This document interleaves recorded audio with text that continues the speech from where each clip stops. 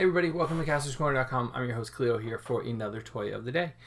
And you can get a full gallery of this guy, up on Kastor'sCorner.com. You can also follow us. We are at Kastor's Corner on all social media. You can check out the Cornercast podcast, new episodes coming or up or somewhere around there. We've recorded some, we're finalizing stuff, we've got stuff going on, so check out the Cornercast podcast, new episodes up on Mondays. I believe we're keeping our Monday schedule. I gotta figure out if I'm doing Monday schedule or not. Anyway, new episodes. Check that out. Subscribe so you don't miss out, basically. And hit the subscribe button down below on our channel. We really appreciate it. And check out all the links below. Everything is down below in the description. So what do we got for you today? We got the Deluxe Mosquitor from the Masters of the Universe Classics Origins line. And they are able to do something that Classics couldn't. They give us action features. Because, yes, do we want obtrusive, hard to use, ridiculous action features on action figures? No. Do we want them when they're appropriate? Yes. Thank you, Origins, for being able to do this, because it really captures the magic of the original line for sure. So what do we got here? So Mosquitor, part of the Horde, part of Hordak's crew. We've seen this mini comic before when the Deluxe Buzzsaw Hordak came out, and we did a review of that along with He-Man and Skeletor as well. Tells a little bit about, how his powers work, how both of their powers work. And I don't know, I get why they, how do I say this? So he's a deluxe figure. He comes with a lot of accessories. He's in the deluxe packaging. He's barely hitting retail right now, but online retailers have gotten him, so you can get him there. I have to assume it's the action feature that kind of bumped him up to deluxe, because as it stands, I don't see, I can see some of the accessories being extra and not kind of fitting into a normal one, but I almost feel like they're extras to be extra.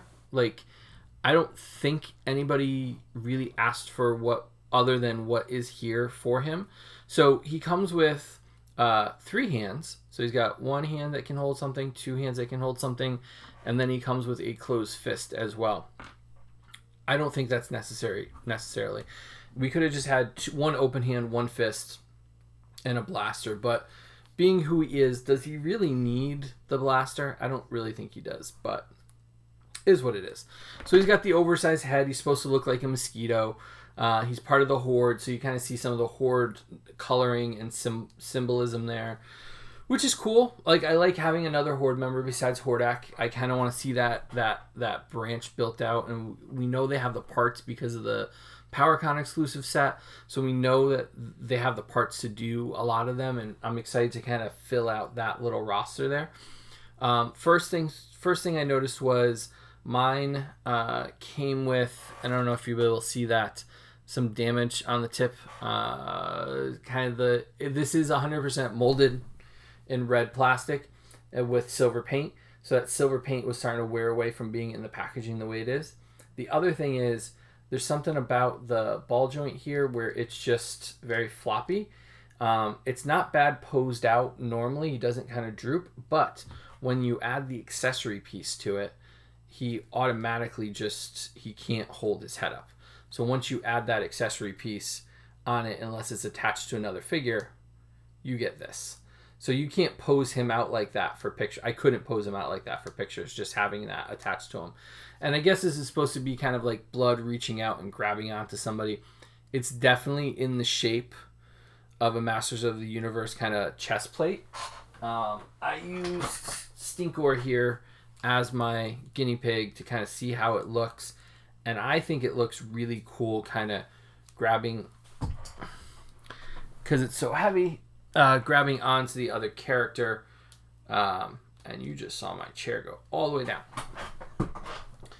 And so, when they're standing, it's fine. You can pose them out like that.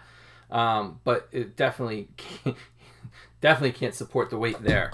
So it's very rubbery. It's very soft. I would recommend, if you're going to store this, don't store this with the other figures.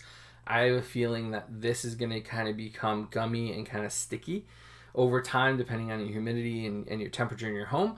I would definitely store this as a separate piece if you can, not with him.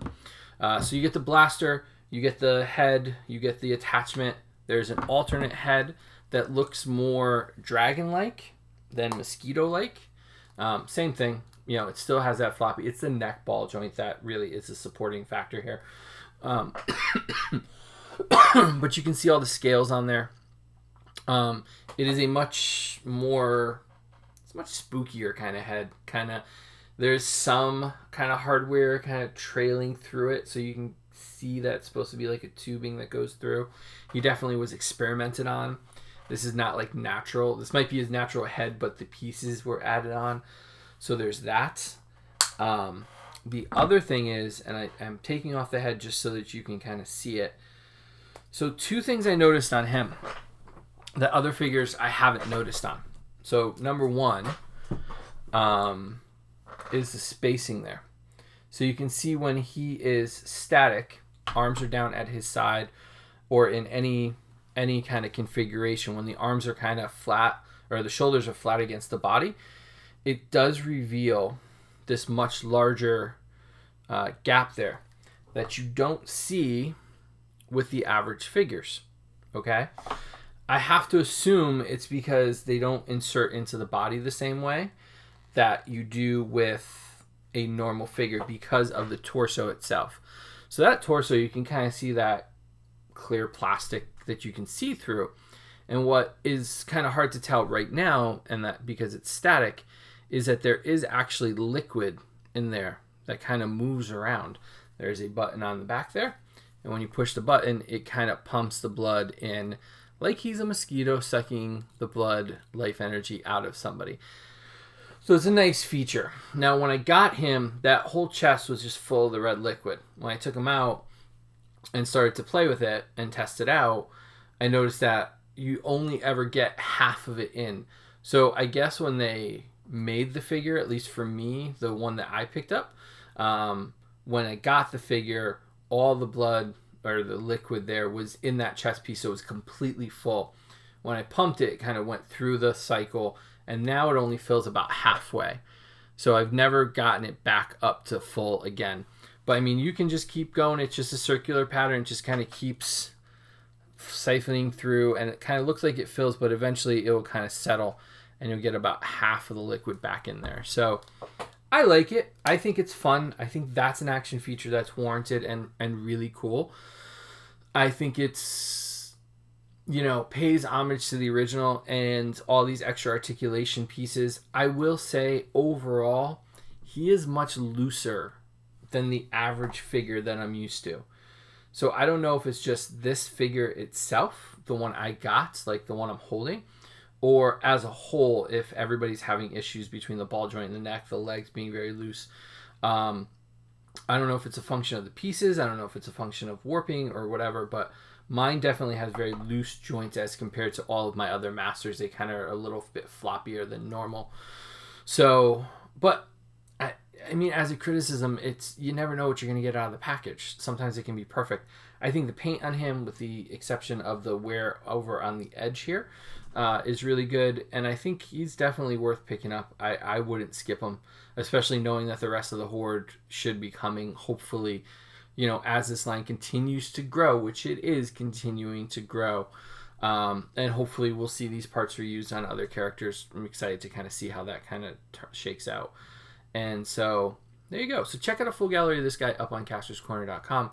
You can follow us. We are at Kastor's Corner on all social media. You can check out all our links down below. Subscribe to our channel. Subscribe to our YouTube channel as well as our podcast channel. All the links down below. Talk toys, listen to Talk Toys and pop culture and all that fun stuff.